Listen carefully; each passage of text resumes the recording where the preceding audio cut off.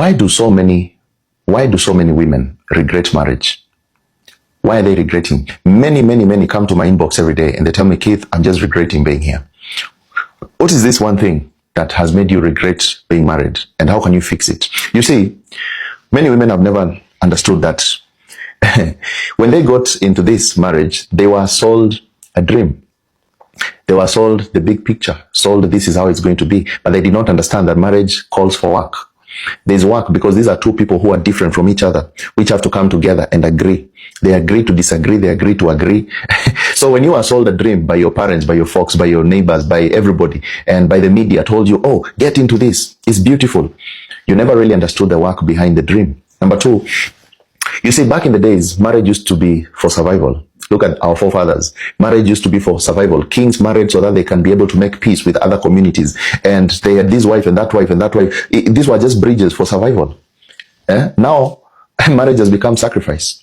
And women also at that time, they also got married to survive, to have a man who can provide, to take care of them and things like that. It was marriage, the basic of marriage is just survival. What I get from you, what you get from me, and we move on. But nowadays, it's become a self-sacrifice of some sort because people do not understand why I'm getting into this. And they come with so many high expectations because the media and many other places have taught us that have sold us this fancy thing. But at the end of the day, what you need to understand is you get into marriage, be decisive. What do you want? What do you want to get? And is the other person also decided just like you are? All right. But some people can say, but is in marriage about love? Is it not about love? Well, love doesn't pay for the years that you will stay together, and some people, their dreams are going to be shattered. Love is there, yes, to complement two people, but you have to understand that there is work involved. There is many things involved. There are children who are going to come in. So it's not just about love. It's about responsibility. It's about taking care, about moving one way to another. It's not about just some fancy Dubai trips and all those things that people tend to think, wow, when I get married, then we're going to do this.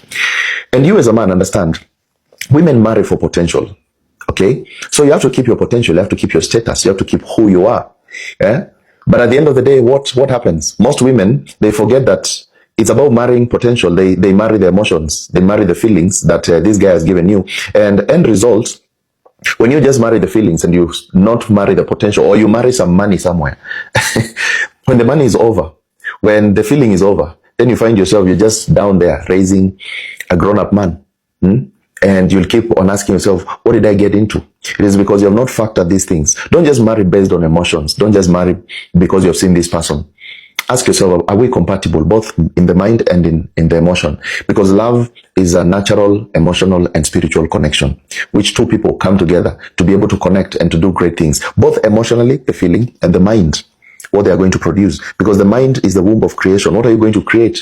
What kind of life are you creating together?